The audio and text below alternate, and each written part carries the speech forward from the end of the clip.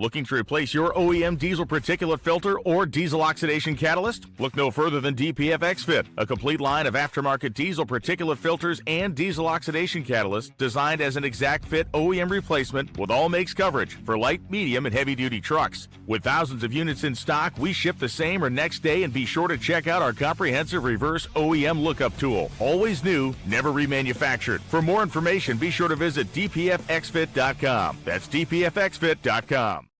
For more than a decade, FTI has strived to become the leader in the aftermarket performance transmission and converter industry. We've joined forces with McLeod Driveline Components under the leadership of Top Fuel funny car pilot Paul Lee, and now have a larger distribution network, more resources, and more power. Come see us in the pits and ask how you can join the FTI family. It's not cheating, it is the competitive edge. This is WFO Radio. Hey everybody, WFO Radio is back, NHRA Nitro. I'm Joe Castello and super excited for the Lucas Oil Winternationals this weekend, baby. That is right, Pomona, California. Hopefully we will get to race and it will be fun. And I will tell you, my plan as of right now is to be there. Super excited about it. Missed Gainesville, missed Arizona. Ma is in the hospital, but she's trending better. At least today, she certainly was. And so my plan is to be in Pomona, California this weekend. I'm super excited. Why don't you join us and get some tickets and be ready? On the show today, number one qualifier, first two races, won the Arizona Nationals. Brian Husen went 345 in testing, finished second in the points last year with Sean Langdon. I'm very excited to speak with Brian. Last week, we had Chris Cunningham on the show talking about the 1,000th funny car race, which is this weekend. Brian and Sean won the 1,000 Top Fuel race. That's not why we're having him on. Crew chief, big numbers on the show last week. A lot of people were interested in Chris Cunningham. That's not why we're talking to Brian. We're talking to Brian because they have come out of the box very strong, and this is one of the favorites to win a championship. Get to know him a little bit more. Before we get to Mr. Husen, I do want to shout out some of the people who make it possible for me to go WFO, like HusseyPerformance.net. Thank you, Hussey, for being on board with WFO Radio and Bernie's Speed Shop. This is Josh Hart's home business. Our friends at Redline Synthetic Oil. Thank you guys for supporting WFO Radio. Total Seal Piston Rings, the Hidden Horsepower Podcast. So much stuff from PRI out there. Larice Motorsports Insurance. A lot of you reached out to me about Holden Larice last week. He did a great job on the show. You heard about Jesse, of course, and FTI. We'll talk about them all later. Going to talk a little bit about some of the pro stock moments on Drag Race Bracket Bonanza. I've got a really cool heirloom piece of history here that I will share and show with you later. But right now, let's bring on the guest of honor. For those of you that like the technical side, I think you're going to love this interview, Mr. Brian Husen. What's up, Brian? How are you? Good, Joe. How you doing? I am very well. I'm excited to have you on the show.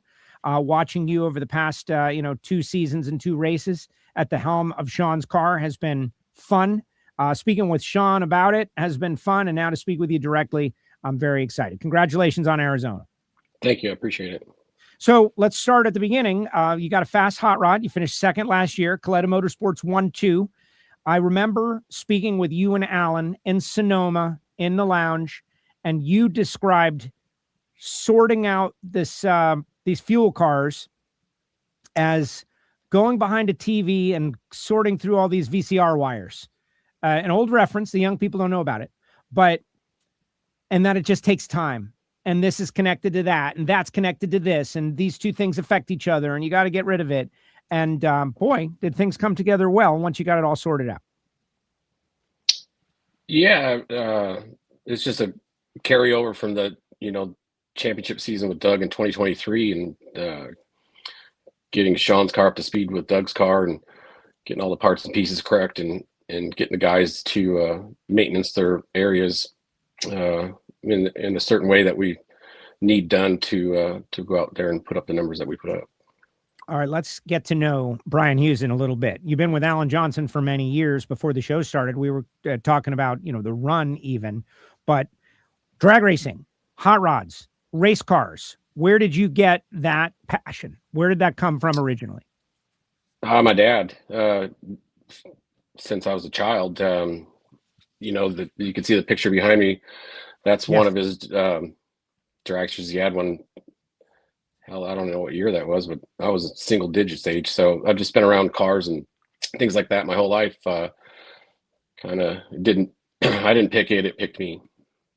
That is great. And getting together with Alan Johnson, he has talked a lot about you just coming up, and there was a lot of, stepping out of the shadow discussion when you got the crew chiefing job, but you seemed to relish the opportunity to learn as much as is possible. How did you two get hooked up, and talk a little bit about that journey with Alan? So initially it started in 2000. I went and worked for him. He had a funny car. Bruce Sarver drove it. Emula was the sponsor. Started there, and then I ended up leaving there and going to work at Schumacher Racing. When they acquired the Army sponsorship, I helped finish out the season with the X side with Melody Troxel driving it. And then in 2001, went and then I was a crew member on the Army car and spent a few years doing that. And then Alan had gotten hired in June of 2003. So we kind of got reconnected there and just been working together ever since. So you're like, I guess you're 50 now, 50-ish approximately. 52. So 52. So you're in your mid 20s and you're out on tour and you having incredible experiences. You got to be part of the run, all of that. Because we need young men like yourself to fill that role. I'm hearing 100%. that's one of the hardest things right now, right? Is to find good quality crew guys that get it, that want to live the life. That's you. You've made it. What do you get? What did you gain from that experience? I was young, so back then it was more of working on a race car and going state to state and town to town and having fun and checking it all out. Didn't really, it wasn't like a mindset of mine that I have to pay attention and do good work and all that. I just did what came natural to me, and just all kind of worked out. Obviously I was young and made some mistakes at points and got straightened out a few times and learned my lessons, and got the chance to work with a lot of great people, and they kind of taught me the right and wrong ways to be successful out here. And then it was up to me to put that into motion, and it just all worked out. Was there a point where maybe became conscious of the situation that, like, man, I'm here with one of the greatest of all time, and I get to like learn from this guy, and he, I'm working so close with Alan Johnson as, his reputation continued to grow. You were there for so much of it. Was there a moment where you kind of realized, like, man, this is a big freaking deal? I don't know if I ever really came across, or, I don't think I felt or thought to myself like, man, this is a great opportunity to work with Alan, because, back then he wasn't the greatest yet, so obviously he's very good at what he did, and very smart and intelligent, and that was plenty aware. But early in the Army days, we had a small laptop back in the clutch area, and at the end of the days, Fridays and Saturdays and Sundays and weekends or whatever it was, we had access to the runs, and we didn't know what the hell we were looking at for the most part. Me and Jason McCulloch and good guy Roger Whitworth, we were curious and eager, and we'd sit back there drinking a beer and looking at all the stuff, and Alan would come into the track the next morning, and we'd have all kinds of questions. What about this, and what does this mean, and what does that mean? And we didn't bombard them, but that's kind of how we learned. When you're a crew guy, you spend the majority of your time out there working on the car. So the times that you do get to look at the computer and look at the runs, you're not necessarily around the crew chief to be able to ask direct questions. So you got to kind of look at it and make your own synopsis, and then ask questions when you get the opportunity. That is awesome to think about. Excuse me. The quest for knowledge, so into it, like want to know every detail. And the ride has been pretty wild. You've won a lot of championships. You've seen now accepted as the greatest. certainly in Top Fuel. I think that's fair to say. Mount Rushmore, crew chief. You've seen him in some big moments. When I had Sean on last year, we talked about those like go into the box kind of moments, thinking about it and making that final call. I noticed that with you a couple of times, like that there's a gut feeling at some level. And I notice a lot of similarities, kind of like with head coaches. What would you say about that? How your style has been maybe some of what he is, but made your own? Yeah, I don't know if it's really a style. It's just how we run our cars, and we have the ability to make some changes right up to the moment of shit, even after the burnout. You're backing the car up and you're still going through your mind, all the different scenarios that are in front of you and how aggressive you want to be, and you might swing one way when you start the car, and by the time the thing gets back from the burnout, you've thought it through some more and changed your mind or whatever it is. So, when we get up there to make a run, it's just a constant cycle through my mind of all the different scenarios, how the car's set up, what I think we can get away with, how aggressive I want to be. And like I said, so there was a few times my first year where I'd open the box and turn the knob one way, and 20 seconds later I'd open it and spin it back and back and forth and back and forth. And it was just a lot of indecisiveness in my knowledge at that point. So now, Q3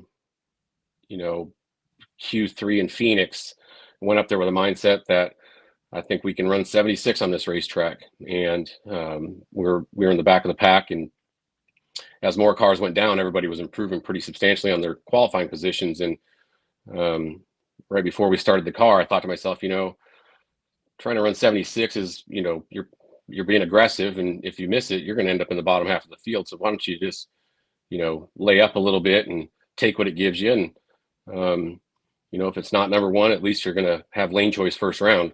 So that was kind of what went through my mind there. And fortunately it worked out, and we were good enough by 5 thou. That is wild to hear, though. And those are the moments, and me, when I am on the starting line, to try to extract that from the person who just went it, like all that thought going into a couple of decisions on flows or however you do it, and it can make the difference. Ultimately, you became number one qualifier, and you were awarded a buy run first round, which is huge. Yeah, definitely. That with having the opportunity to be, not have to compete against somebody and just go make your run first round definitely takes a lot of pressure off, as far as getting through first round, and gives you a better, comfort level leaving the trailer heading up first round. So anytime you can get that, that's a big bonus. What do you think of racing so early in Arizona? I'm kind of an early riser, so it didn't bother me, but it was odd at the end of end of qualifying. It's like, we're done, everything's serviced. We're ready to make the runs for the next day, and looked at all the data, normal thing, and it's 2:00 in the afternoon. It's like, man, we got time to go do whatever the heck we want right now. So that was it was an adjustment. I think if we continued to do that more and more and more, you kind of adapt to it, but it definitely kind of threw me off a little bit. Yeah, it seemed cool, me watching from afar. But right, the whole afternoon, you had the afternoon. I don't know, maybe we stumbled upon something there for the right markets. So first round, you get the buy run. Second round, you go up against Tony Schumacher, and that's former Kalitta Motorsports personnel over there. Kind of interesting. But you ran an 85 with a 9 at 329, getting down. Sean 67, and let's talk about your driver for a second. There's a great story on Dragzine, Susan Wade, with a real positive story about Sean. In the story, the word maturing comes up, or maybe he's just got a general more, I don't want to say more appreciative, but taking less pressure upon himself to win every round and live or die by the win light, that kind of stuff. He's taking it easy. They even quote something he learned in the Middle East, like kind of like, hey man, just take it easy. Have you noticed that? The story talks a lot about it, and that he's enjoying racing with you, maybe more than he's enjoyed racing ever. Yeah, he's always been a great cheerleader, come into the lounge after a run, whether it's a successful run or unsuccessful run. He's always, tried to be positive, and he's a racer. He wants to win as well. So, but maybe I'm pretty hard on myself. So when we fail, it's pretty tough on me, and maybe he sees that in me and realized maybe that's what he was going through and didn't like what he's seen. I don't know. I love working with him. We have the same expectations of ourselves, and we just, I don't know. It's like we were brothers from another mother. I don't know what it is, but we think the same. We want to win as bad as anybody does, and I'm glad that maybe he's backing his emotions down a little bit and enjoying the ride, and kind of taking the experience in and having fun doing it. I'm glad that I'm able to play a role and help him get to that point. I guess I don't know. It's a heady question. I admit it. It's a heady question how your presence affects that of others. Maybe he realizes if you just revealed that you are really intense and you take it really hard, maybe he senses that he needs to be the balance. Yeah, maybe. I don't know. It's a welcome, Sean, we like him either way, but I'm just glad that he's having fun and enjoying the ride. Well, and Justin and Aaron, I know Aaron K, very talented, very similar to what you described coming up, like born into drag racing, loving what he's doing, getting the great opportunity. And it seems like you've got a nice group. I spoke with Chad at the start of the season. He said, everybody's back. Everybody's good. We got a really good chemistry going on both teams. Honestly, all three teams, I feel like we've got a really great racing organization right now. And Connie provides us with all the resources that we need. And there's nothing we want for. And the expectations are that they have for us as far as a motorsports team are the same ones that we hold for ourselves. So, having Aaron come on board and was something I really needed in the lounge, just to bounce some thoughts back and forth. Justin, he's intelligent and knows the race car from front to back. He just doesn't have the experience in front of a car. So we got through that first year without Aaron, and was happy to have him come on board. And they're both, at the end of the day, it's usually the three of us up in the lounge and just brainstorming and talking about different things and what went wrong and what went right, and kind of going like that. Bouncing back and forth to the results from Arizona. I love hearing you guys talk about, I love the competitiveness, and I want to try to bring more of that out. Like crew chiefs. Yeah. You want the car to go. You want to win, man. You want to win. You're not leaving your family to just be around. You guys want to win, and thinking about that team in the lounge, trying to figure out how to make that happen. And it's been happening over the past couple of years. You've had a great year. You're out of the box strong.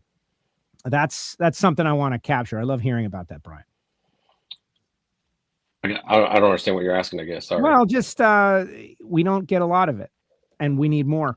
Not necessarily from you, but from everyone. About crew chiefs don't really talk too much about what happened because you're processing so much information, and I think it is great. So semifinals, Matty Gordon, the pesky Matty Gordon. Sean's part of Matty Mania. He has been a coach to her, as he is to many others. But you got through and you got to the final. Tell me about that run. Yeah, so obviously missed Q1. We had a safety malfunction, and then from there we made some decent runs, but wasn't running on 8 cylinders every run. And it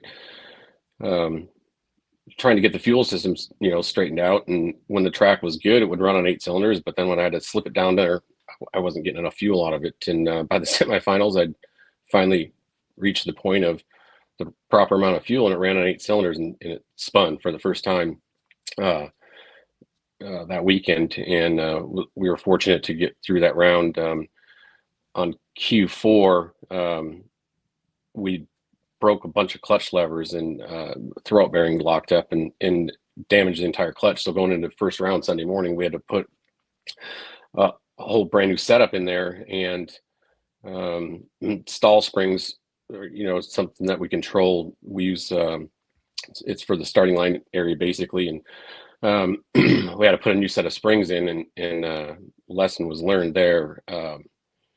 For the last 2.5 years, I've ran the same set of springs, and they soften up and over time, and put new springs in, and that basically is like taking primary off when the springs are stiffer. And so I was pretty shocked to get through first round and see the scoreboard light up with a 83 when I figured it was going to run 77 or 78. And so it was kind of the rest of Sunday was a small challenge, just kind of knowing that the car wasn't going to 60 foot as good as it needed to, and hoping that wouldn't affect the overall result of the run, because if you're not going X amount of miles per hour at a certain point in the racetrack when the clutch is coming out of it, you can spin the tires if you're not going fast enough. So got through the semis, ran it on 8 cylinders finally, and was a little slow early, like I had been all day, but managed to get the win, and we were pretty lucky there. Going to the final. Well, so many systems, 12,000 horsepower. It's insane that they go down the track at all. Look at this. Juwan is out there. Proud of you, big bro. Congratulations on Phoenix. Thanks, Juwan. Juwan, please put in the chat a private story about Brian that will make him keep it PG. A PG private story, a topic to bring up to ask him about. Juwan. I got some dirt on him, so he better be careful. Yeah, like I said, PG stuff. All right, final round. Leah's on the other side of the racetrack. That whole Tony Stewart team, they're back. She's back. She's had great success in Arizona, but so has Sean. 3 in a row. That's crazy. Tell me about prepping for the final round, and obviously the result, a great one for you and the team.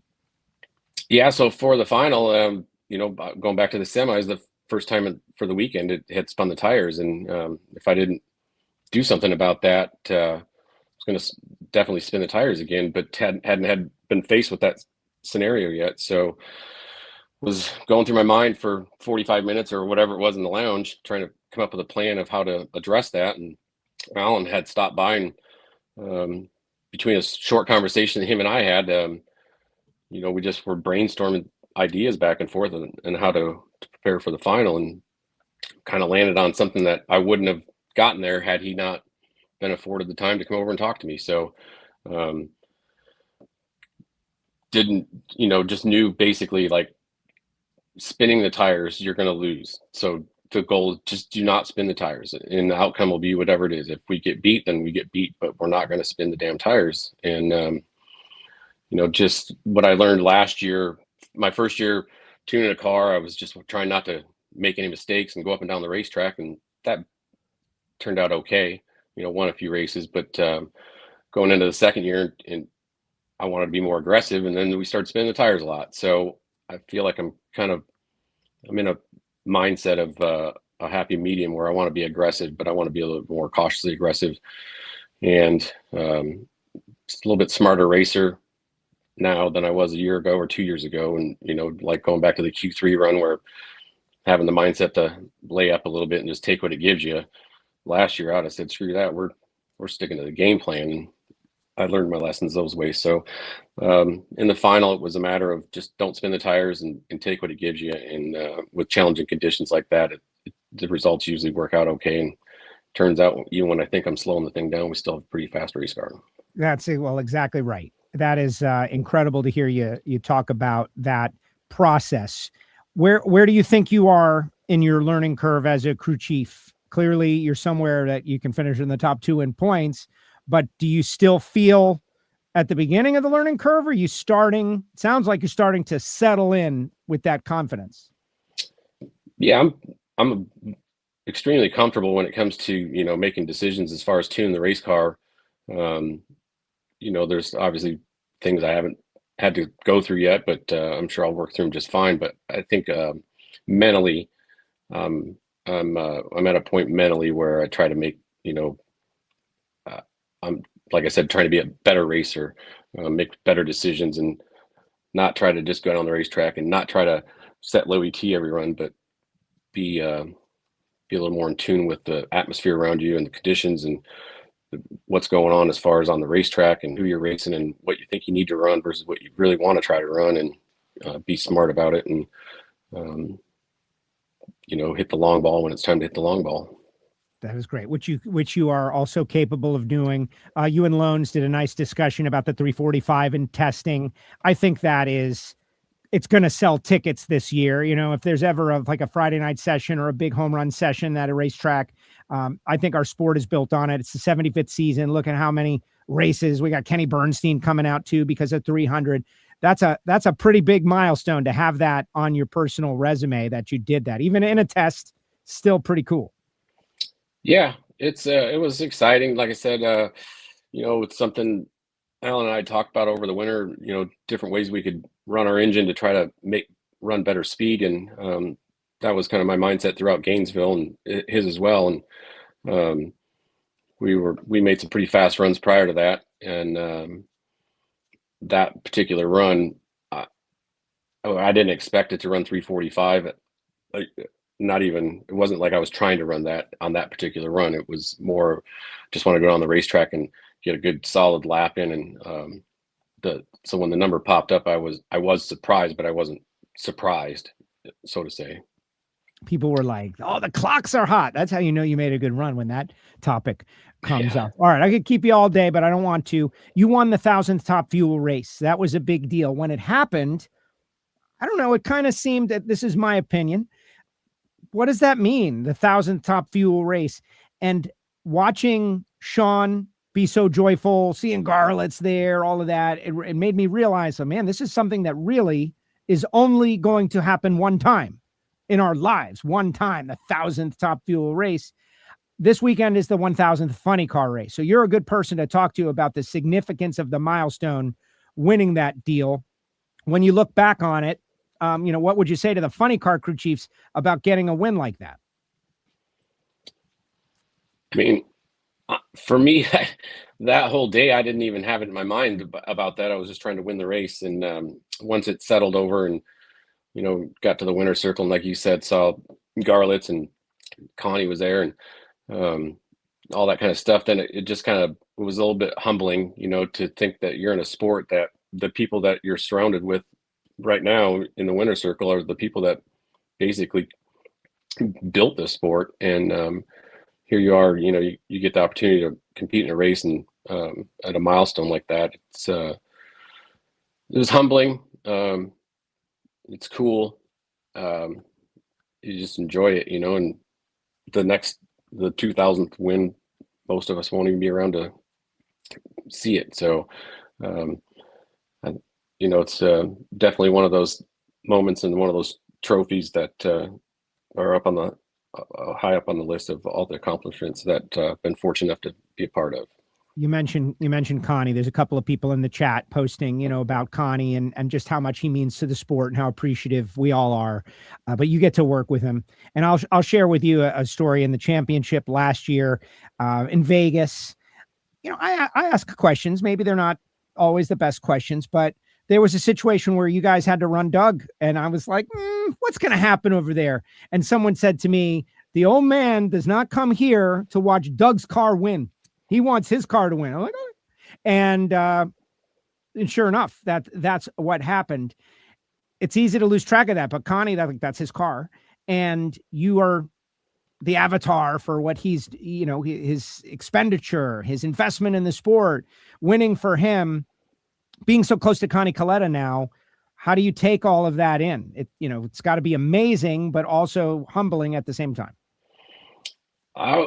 I'll say when I first started working on Sean's car, I was slightly intimidated. I hadn't really spent a whole lot of time around him and talked to him a few times, but nothing in depth. And when I started working on Sean's car, we'd have short conversations, and I heard all these stories over all the years and how he can upset he can get and some of the chew you out kind of thing. And I'm like, I'd made some mistakes the first year. We launched a lot of blowers off that thing, and he never went off the handle on me or anything like that. So it kind of, made it easier. And he's a cool cat, man.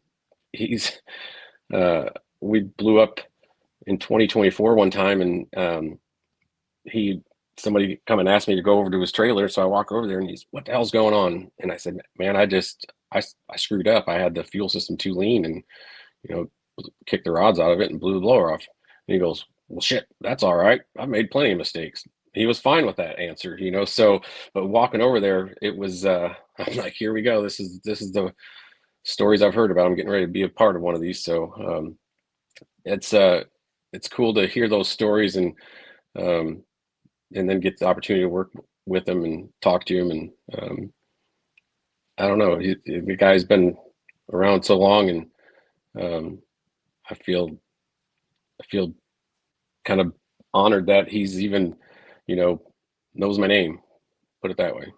Yeah, no, I that's amazing to hear you say that. And it's true. The guy is incredible. The longevity and the investment, all he's given for drag racing. It's incredible. Absolutely. It's great to see him. So, first year, figured it out. Second year, finished second behind Doug. Clearly, you're a championship favorite. You're going to be in the conversation all year. What do you have to do to make that happen? Just race smarter. Just like I was talking about earlier, a lot of the failures we had last year were directly falling on my shoulders from, like I said, if I went up there thinking we could run 76, I'm not backing down. I'm going to run 76, and didn't work out that way all the time. And there was times where it did work out, but reflecting back on those times like that, Alan taught me years ago, at the end of every season, you need to evaluate your season, look at your where you're good and where you're bad and what you need to do to improve. And that's what I've been doing for the last couple of years. And 24 was, I felt like I'd going up and down the racetrack and won some races. And so 25, I wanted to be more aggressive and got too far on that side of it. So I think the pendulum's in the middle this year. That's my intentions anyhow. And we're going to go out and hit the gas and do the best that we can and try to make the best, smartest decisions that we can. And if everything works out, we'll be champions. And if it doesn't, we won't. We'll get ready for next year. But I feel a lot more dialed in this year than I have the previous 2 years. That's great to hear. And we know, and there's plenty of time to talk about it, but a lot of, teacher versus student kind of references probably in our future with Alan, because he doesn't look like they're backing down at all. And there are a lot of other drivers that are coming online, good teams, fast teams. It's going to be a very entertaining year. 75 years of NHRA drag racing this year. It's been great so far. Congratulations on winning Arizona. Good luck this weekend in Pomona. I certainly hope to be there. And I really appreciate you making the time for us, Brian. Like this stuff is great. What I was trying to say earlier is that we all know, the drivers will tell us, that it's you guys that shoulder the majority of the responsibility. And if you give them a car, then they can maybe do something with it. But if you don't, there's not much that they can do. So extracting those stories is the challenge. And so thank you for today. Like, I learned a lot just about how you approach it. And I'm going to come at you in the future as well, because I think you got a lot of good stuff going on. I wish you great luck. Thank you. Thanks. I appreciate it. Thanks for having me on. Thank you, Brian. Appreciate it. Brian Husen with us here on WFO Radio. They got it done in Arizona. Number one qualifier, first two races. And the guy's got it going on. I also know that he is the prototype for what we need others to do. We need crew guys to learn the trade and develop into crew chiefs. Because this sport, that is the limiting factor. We could have 10 NASCAR, millionaires and billionaires decide they want to go drag racing with Top Fuel dragsters tomorrow. I don't know if we can staff them. I don't think we've got the guys to staff them. And so we need a lot more Brian Husens out there. Thank you, Brian. Thank you, Kalitta Motorsports, for making it happen here on WFO Radio. All right, guys, let's get some comments in the comments section. I want to hear what you guys have to say. Poor job of questions for Brian, but I didn't really solicit it, right? How blessed are we to have a good amount of the original still with us? Certainly for the 75th season of NHRA drag racing. Garlett's around. We just lost Ed Eskandarian, but Connie Kalitta. Connie intimidates me. It's starting to wear off a little because I've seen him smile so much. The happy Connie Kalitta, and why shouldn't he be happy, right? He's winning world championships, and Doug has won a couple, and the cars are running great. But those stories about Connie, like, oh man, I want to get this right. I want to do a good job. just being involved in NHRA drag racing. All right, when we come back, we'll take some of your comments, your thoughts about the 1,000th Funny Car Race, about Lucas Oil Winternationals in Pomona. I've got a couple of things I want to talk about. The Drag Race Bracket Bonanza, our league, the Drag Race Bracket Bonanza League on WFO Radio. If you have not joined, I recommend you do it. Drag Racing Billy is leading the league. Drag Racing Billy and Super Street 5345 is second. Micah is third. As I understand it, the Drag Race Bracket Bonanza WFO Radio League. This is what Bobby Graham gave us on the Ignition show last night. Maybe I wrote it down wrong. But if you're not in the Drag Race Bracket Bonanza WFO League, you're making a big mistake. It's a lot of fun. Please join us there. A couple of things. WFO is available on PowerTube TV. If you haven't downloaded the PowerTube TV app on Roku or Apple, you should do so. It's just that simple. It's really great stuff. I want to thank our friends at HusseyPerformance.net. David Allen and the team. Quality copper gaskets, of course, but also composite gaskets, oil pan gaskets, valve cover gaskets. They do a lot with the alcohol ranks and some in the nitro ranks. But Project Pontiac's got HusseyPerformance.net gaskets on board as well. All made in America, sourced in America. Very important stuff. Go to HusseyPerformance.net to find out more, and they usually can get them out sometimes same day. Think about that. Last week on the show, we had Holden Larice. That's a great interview. Holden was awesome. You know, this guy's not doing interviews all the time, fresh off the Larice Motorsports Cajun Nationals down there, the Cajun Sports Nationals. But we talked about some of the exemptions that people who have insurance for their race cars don't even know is buried deep in their policy. And that's all we're trying to educate you about here on WFO. Insurance, right? You don't need it until you do. Sad. But the day you need it, you're going to wish you had it. If you don't have it, it's going to be a catastrophe. But if you do have a policy, make sure that you are covered on the return road, in the staging lanes, if you've got race fuel, if the car's on the lift. These are all things that you may not have, and you can call Larice Motorsports Insurance or go to the website to find out more information. When we come back, we're going to take your comments, your thoughts. I'm going to share a couple things about the greatest moments in pro stock, and I've got this piece of NHRA history that I just dug out of my dad's garage, which I think is kind of interesting. We'll check it out after this. Redline Oil, formulated to win, proven by me. Redline Oil, formulated to win. Formulated to win. Formulated to win, proven by me.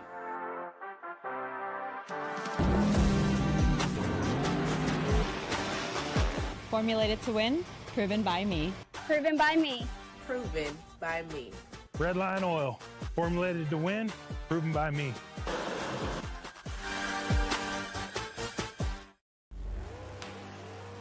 The number one source of friction in your engine is not what you think. Piston rings rubbing against the cylinder walls generate more friction than any other part of the engine. More friction and temperature means more wear and less horsepower. Fortunately, the team at Total Seal knows how to reduce friction and wear through innovative piston ring design. If it takes a piston, Total Seal can build a better ring.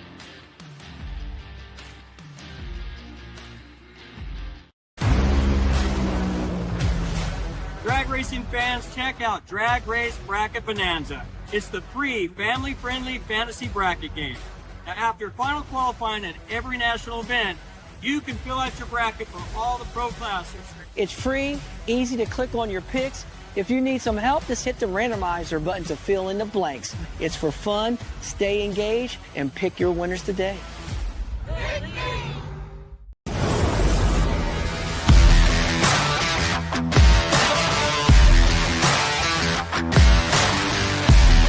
Foggett is a high-performance fogging oil designed especially for internal combustion engines. Foggett can be used by everyone. If you have a lawnmower, a jet ski, a motorcycle, a tractor, a high-performance car, a classic car, racing vehicles, if it has a cylinder wall, it needs Foggett. He's right. Gary Stint, four-time Super Comp World Champion, innovator of Foggett.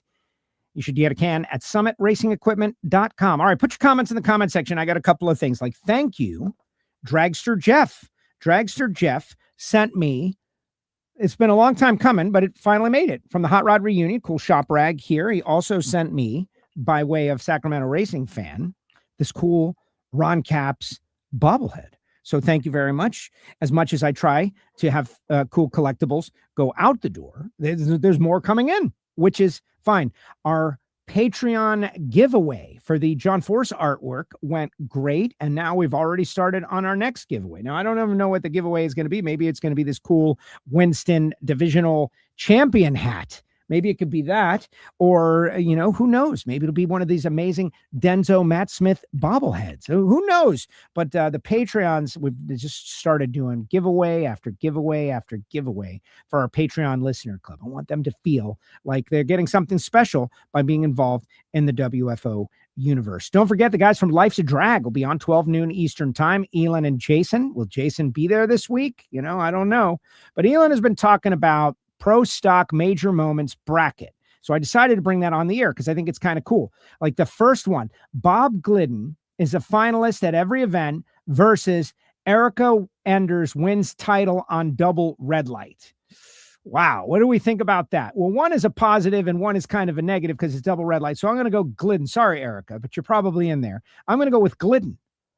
He makes a final at every race. We all remember that. That was a pretty wild situation. I was not, an adult at that time. Next one, Warren Johnson has top speed at every race. Tanner Gray's youngest pro stock winner. No offense, Tanner. Picking Warren on that. Setting up a Bob Glidden versus Warren Johnson round 2. And now you get an idea of what we're talking about. The Drag Race Bracket Bonanza, pro stocks, major moments, celebrating 75 years of NHRA, I'm sure. How about Lee Shepard goes to 16 straight finals versus Bob Glidden wins Pro Stock Challenge and Indy?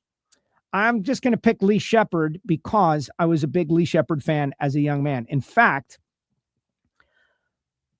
I think that's the first time that I really experienced tragedy in my life when my dad pulled me aside and tried to explain to me what happened to Lee as we were getting ready to go to the Gator Nationals. As you know, 45 consecutive years. That streak unfortunately ended this past year, but celebrate the streak once it ends, right? That's what Steve Torrance always says. You don't think about the numbers until after it's over. Well, 45 straight years of Gator Nationals, guys. I'm real proud of it.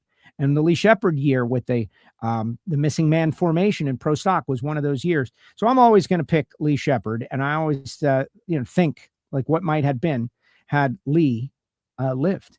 And Jeff Bodine won the Daytona 500 with a set of Lee Shepard heads on his Hendrick Motorsports car. Just so many things.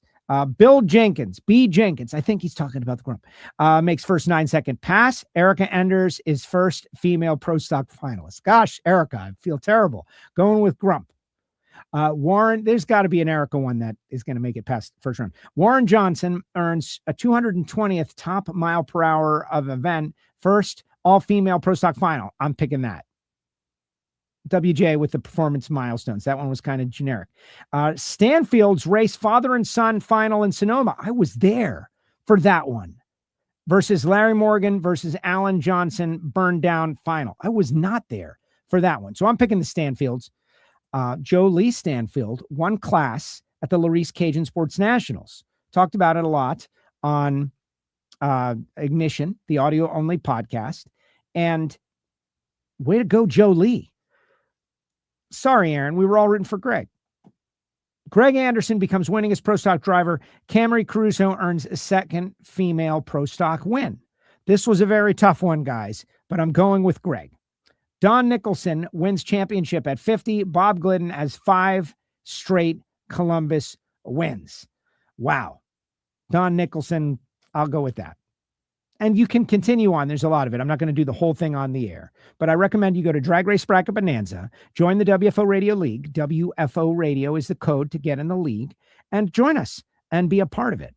All right, let's see what everyone else has to say before we go to this bit of history, which is a total freestyle bit. I don't know how it's going to go. It could be terrible, but let's see. This guy deserves a punch in the stomach. Randy, punch in the stomach. I don't care if it's in the forecast or not, but you like vocalizing it. You're speaking it into existence here. What are you doing? Why? Why would you say such a thing? Why would you put that evil on us, Ricky Bobby? Don't do it, Randy. Keith talks about Eric Medlin and Darrell Russell being multiple world champions. Certainly. Joe, Austin Prock finally getting out of round one, or same story again. You know, I love that Nighthawk is on this. I think they're going to get out in round one. I think that the story goes that they didn't get a lot of the parts and pieces that they ordered, the Procks. Same situation with Brian and crew members and crew chiefs and the human, assets, right? The people who do the work. Drag racing could grow tomorrow. Elon Musk could say, I'm going to support 5 new teams. And if we don't have the staff to race them, we're in trouble. Well, the same is true for the parts. If you are waiting on superchargers or waiting on clutch fingers or waiting on whatever discs, you can't race. And so from what I have read with the Prock family and what I know, and Bobby Bennett had a good story with Austin, and that they are ordering the things that they know are going to work and be faster and maybe be next gen fast. And it hadn't all arrived. And even right before Arizona, a lot of stuff showing up on Friday night. Well, what are you going to do? You're going to get ready for Pomona. And so I expect this, and I'll look for some backup, assuming I get out there, and I'm leaving that open. But this is one of the stories I'm going to follow up. Like, where are we, Prock family? You got what you need? Is this race one of the new Prock setup with Tasca? I think it is. Yeah, a lot of people mentioning the R word. Guys, stop, please. Keith says, join WFO and Patreon, as well as buy WFO merch. This guy's great. You're right, Keith. They should all buy WFO merch. A win for Spencer Hyde this weekend. That would be kind of fun. Joe, all the talk last year with all new drivers and cars, and we still only have 14 entries. I think it was 15 when I checked earlier today. Going out west, you know, most of your top fuel cars are in the center of the country. Some people got a beef with California. I'm okay with it. Like, this is a story that I've personally evolved beyond. It is what it is. First round, number 1 qualifier, earns a buy run. Okay. But then round 2 is, like, there are people who celebrate 8-car fields. So let's celebrate our round 2 8-car field, and then we'll have a bonus round 1 with 7 more. You know, I don't know. I'm a glasses half full kind of guy. I would love for there to be 16 top fuel cars. We got full fields everywhere else. We got 15. It is what it is. It wouldn't slow me down in a second. Erica and Jason, one of the best moments for the title, says Mr. Ant Dog. Yeah, but they both went red. Except Erica didn't, because Jason went red first. If you're Jason Line, do you wake up in the middle of the night thinking about that? I think I do. I think I would. Like, that's one that's kind of hard to shake off. Erica, though, the round before, remember, she was trip, zip against Jonathan Gray. The greatest countdown performance by any single driver has to be Steve Torrance's perfect countdown, because they won every round. But if you were to go back, and I'm using the word anecdotally a lot because I haven't gone back and studied every round. But if you went back and you studied every round win, I think that's peak Erica Enders that year. She rose to the occasion every time she needed to. She had double O lights and whole shot wins, and won the championship. It was amazing. That's something that, like I was speaking with Brian a little bit, like, we're always focused on the next thing because it's coming up quick, the next class, the next race, the next driver. But a little deep dive into that championship with Erica and some focus on the big moments of that championship. There were so many. It was a huge deal for Erica Enders and really cemented her, that got her on the board, but as one of the great reactors in the sport. Look, there's Blake. Joe, I have an idea for the NHRA mobile game. Tell me what you think. NHRA Championship Drag Racing bragging rights. Very interesting, Blake. Right, let's see. Next up, Grubby Pete, please. So we have, Loans has done a lot of great things with the crew chiefs. I have had crew chiefs the past couple of weeks, slightly accidentally, but I'm loving it. Even though Brian didn't understand what I was saying in one of the questions, but you gotta dig in there, man. I'm not, I got no shame here. I would love to have Grubnick on. Grubnick, I don't know that he's into that kind of stuff. Media. Come on, Force guys. Let's guilt Grubby into coming on WFO. How about we do it? Great hearing from crew chiefs. Morning from NoCal. There we go. All right, so let's delve into this. Okay, book it. Matt Hagan, #1 qualifier at Pomona. Got it. What is this? I've unmuted my television. So I'm going to Pomona as of now. I have not yet canceled my flight. Mom is still in the hospital 40 days. Today is day 40. But at some point, I have to continue on. I have arranged for some of my wonderful friends to stay with my mother and monitor her and her safety. But also, she is getting better in many ways. She is weeks away from her last surgical procedure. I don't want to go too in depth, and you guys don't want to hear that kind of stuff. But she has blessed my return to work. If she was saying, Joe, I want you to stay here with me, that's where I would be. But she has said, Joe, it's okay for you to go to work. I will be okay. And at that point, okay, I'm going to go to work. I'm going to start the 75th season of NHRA drag racing. And I'm excited to do so. Now, if I don't show up, then something happened, guys. Something happened. It's been amazing. Thank you all for all the positive stuff that you have said and sent me and the messages and everything.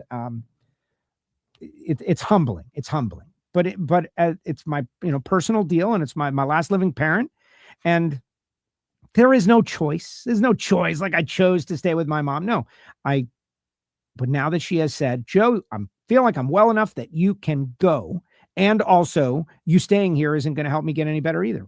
Maybe I'm annoying her. Maybe all the you got to do this cheerleading is, and she wants me out of her life. That's possible too. Don't matter. But what I've been doing is kind of going through my mom and dad's house, adjusting some things, cleaning some things, throwing some things away, as you can imagine, preparing for her return. You all been there at some point. So I found this. NHRA drag racing sent to me when I lived there, so a long time ago.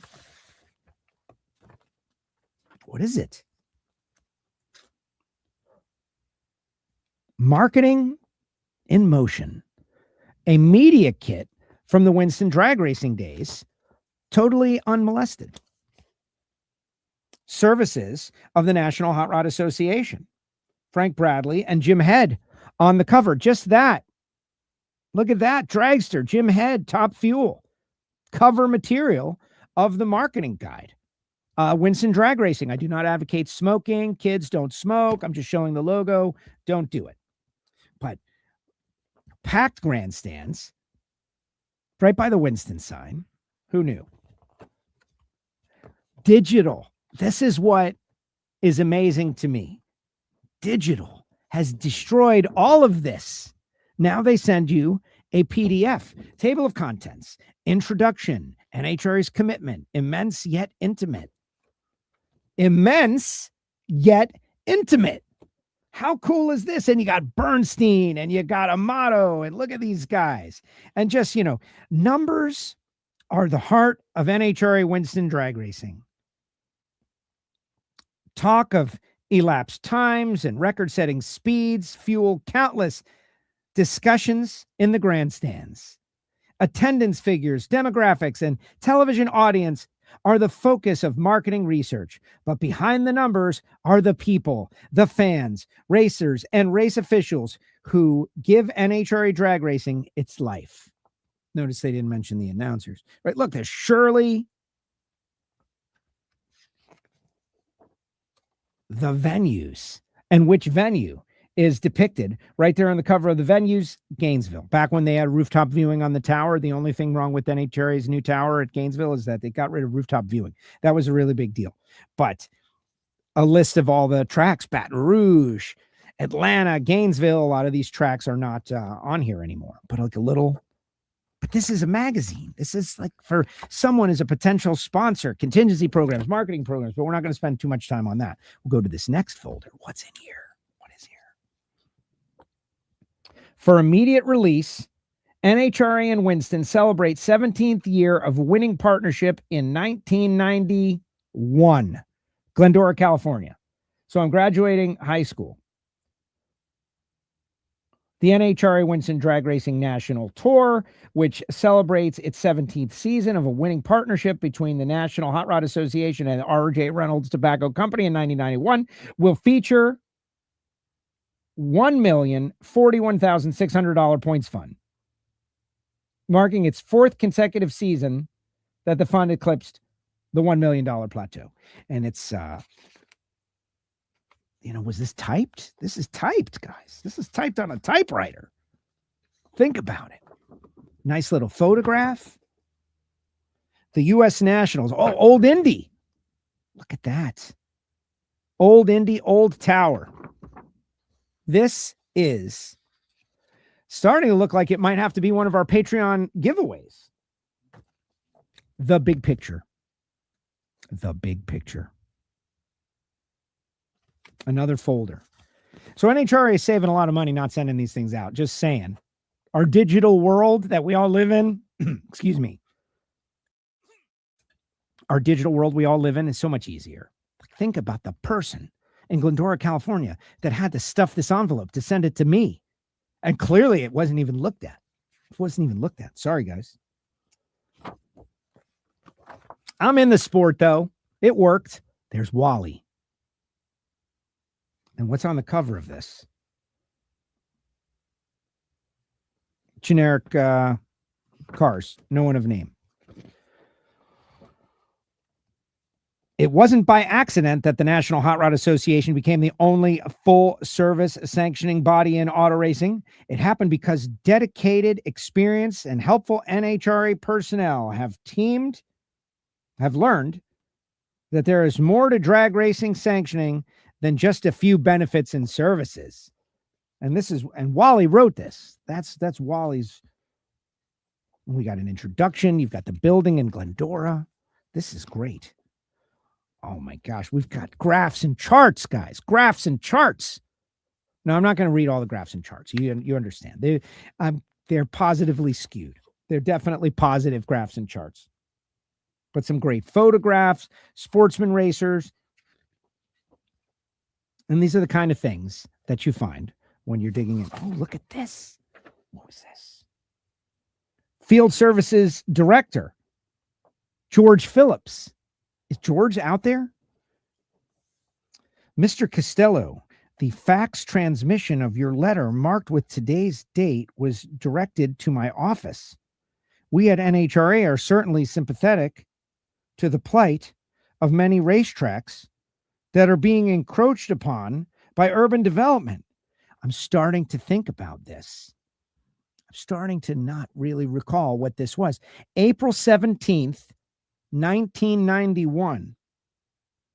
Let me just keep going with George Phillips' story. CC, Mike Lewis, Bill Holt, and Jim Teller. Miami Hollywood Speedway is closing at this certain time. Miami Hollywood Speedway, the track back there where Daryl Gwynn, Chris Cunningham, myself all got our start, was in a fight for its life at this time. We were dealing with urban sprawl coming in. And I remember, I guess I'm, 18 at the time. I must have written a letter to the NHRA talking about like, hey, help us. Something like that. So let me get back to it. Now, I have not cold read this. Who knows what they're about to tell me? Like, sorry, kid. Who knows? To my current employers, I apologize if that happens. Let's see.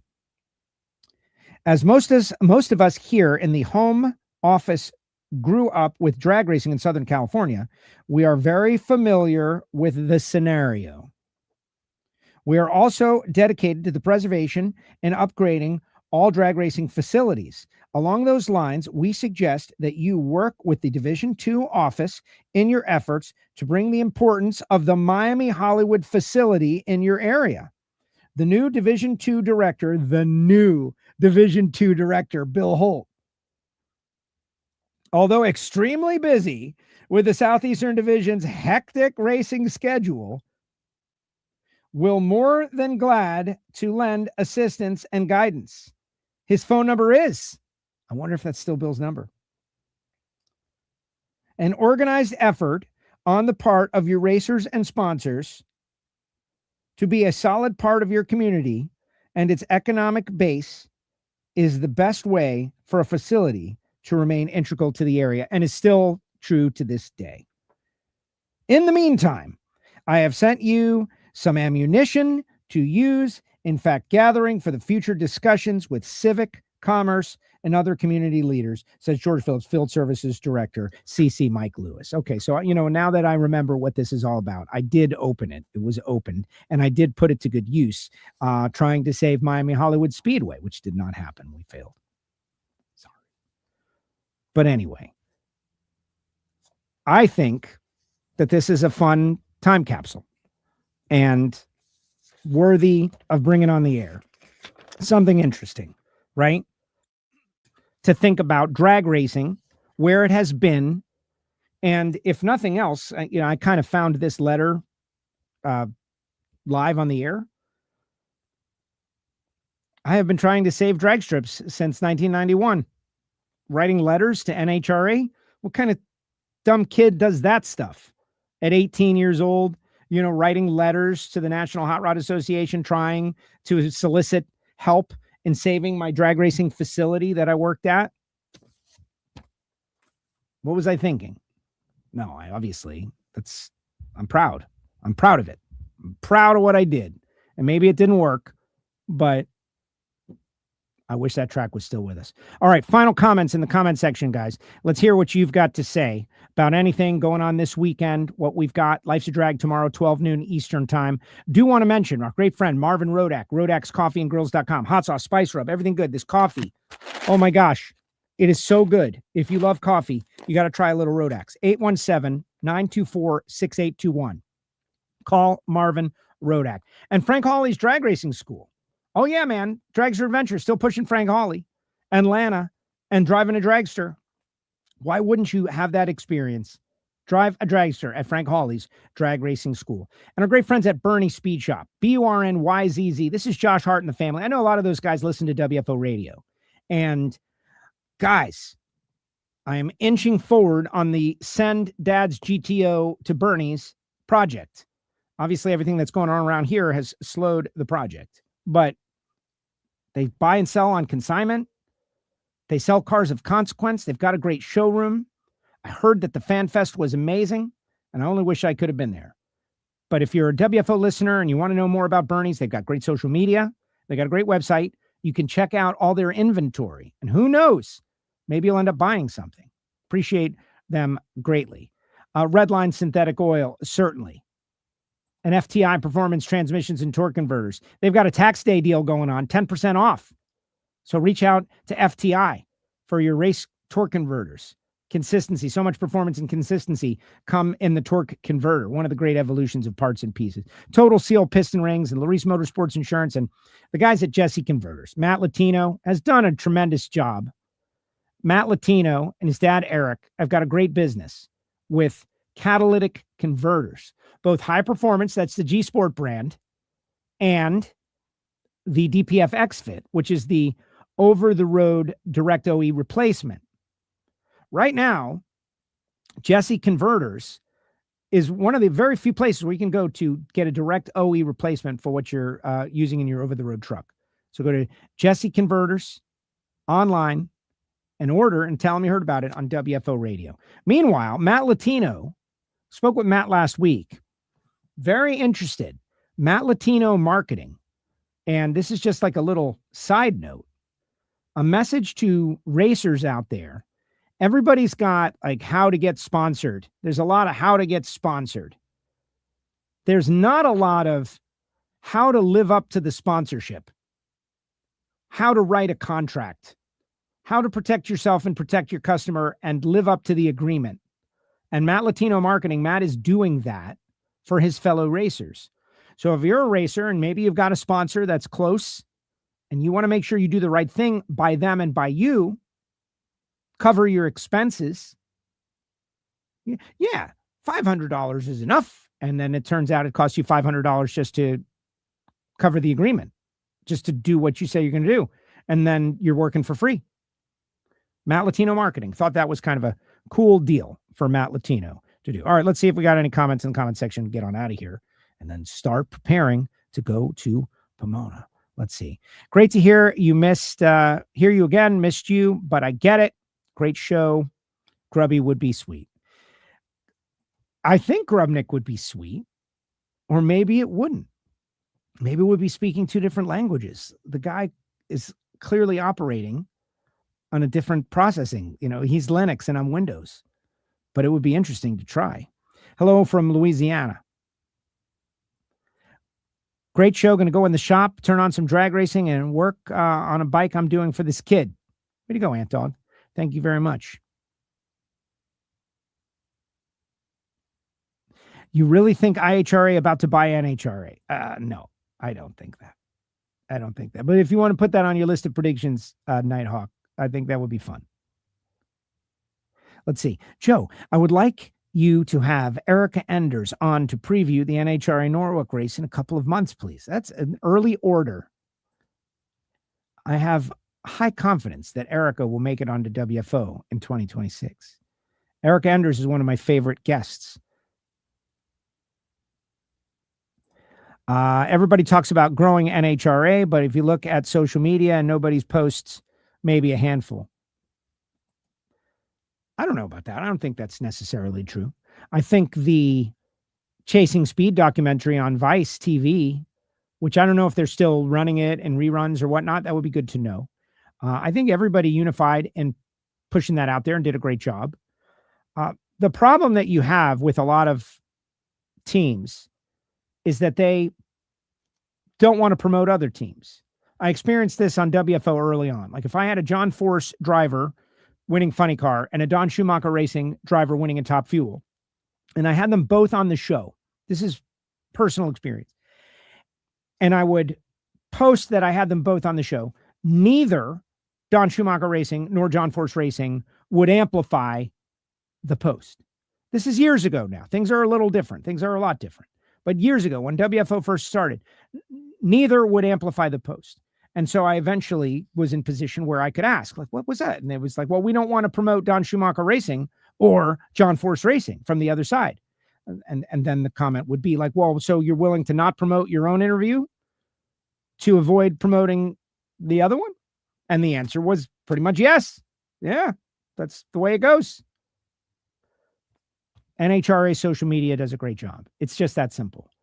If you're not following NHRA's social media, then you're missing out on a lot of great stuff, whether it be Lucas Oil Series sportsman action, bits like In the Lanes, like I would love to do In the Lanes, or Attention to Pits, things that I'm directly connected to, things that Galvin is doing, things that Courtney is doing, that Hometown Homies deal. That's a great bit. Spending long form time with whoever the person is from that region. You know, Daryl Gwynn was my hometown homie. We knew him. He had fans. Hundreds of fans would go from Miami to the Gator Nationals because they had a Top Fuel team in our hometown. It's important for people to know who their hometown racer is. So I think that was great. So you should follow NHR's social media.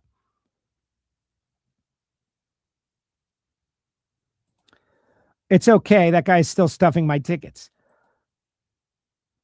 Think about the manpower it took back then to make it run, to make the NHRA show run back then. Sending some JA from Hollywood, Florida, who wants to save his local track, a whole marketing kit, 18-year-old kid. Now, you know, like I'm sure I wouldn't have been surprised if I opened the envelope and I got a smack across the face. From engine startup to the flash of yellow, what is the maximum time a Top Fuel team plans for the car to get in the beams? You know, like about a minute and a half. Would have been a good question for Brian, though. They'll run out of fuel, man. Or not run out of fuel and lean out on the track. Look at the grandstands, good old days. Ah, Nighthawk. Where is that? You don't think we could get photos like this right now? Look at that. Couple of zoom in shots at the right track. Look how tall that grandstand is, man. How many rows is that? 15? Our grandstands are way more packed than this right now. That is perception. Your perception. Clearly it worked, though. They picked these photos for a reason. Like, look, a lot of people zoomed in, right? Oh, look at all these people zoomed in. We can get this shot. We can get this shot this weekend at Pomona. The grandstands are way bigger now. Plus, you've got a way larger audience now. At home, you got people paying for the subscription. Come on now. But again, perception is reality.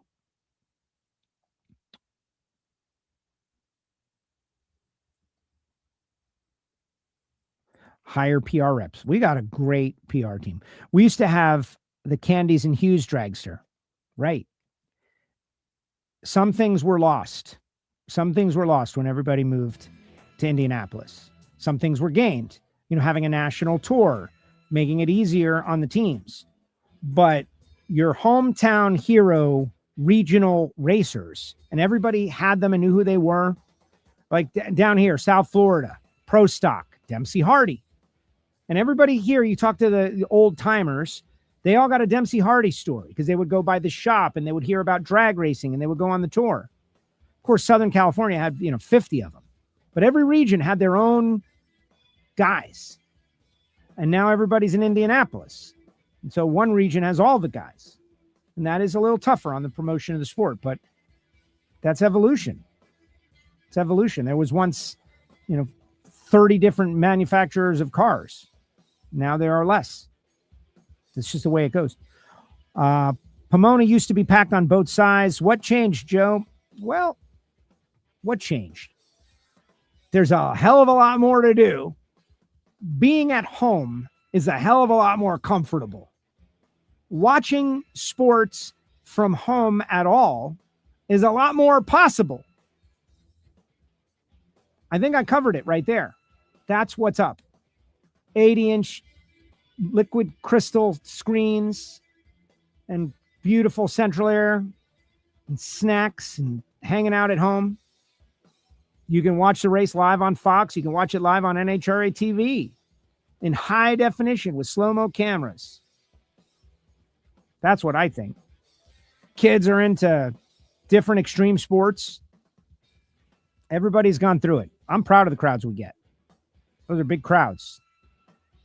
All right, guys, appreciate all of you. Remember, Life's a Drag, 12 noon Eastern time. Thanks to everyone for supporting this show. Remember, if you'd like to join Patreon, patreon.com/WFO Radio. Doing a lot more for the Patreons these days. Appreciate it. Remember, Life's a Drag tomorrow, 12 noon, and I hope to see you in Pomona.